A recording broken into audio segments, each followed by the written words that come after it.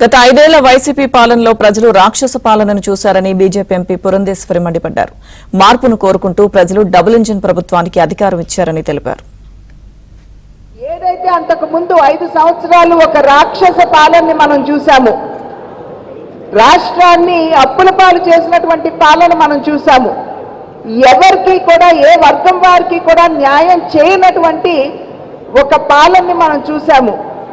ఏదైతే విధ్వంసంతో విద్వేషంతో మొదలైందో పాలన, ఆ రకమైనటువంటి పాలనను చూసినటువంటి ప్రజలు ఆంధ్ర రాష్ట్రానికి కూడా డబుల్ ఇంజిన్ సర్కార్ అంటే కేంద్రంలో ఎన్డీఏ, రాష్ట్రంలో కూడా ఎన్డీఏ ఉన్నట్లయితే ఖచ్చితంగా రాష్ట్రం కూడా అభివృద్ధి పదంలో నడవగలదు అనేటువంటి విశ్వాసంతో మరి ప్రజలు ఏదైతే కూటమి ఆకాంక్షించారో ఆ కూటమిని ఆశీర్వదించి అధికారంలోకి తీసుకురావడం జరిగింది.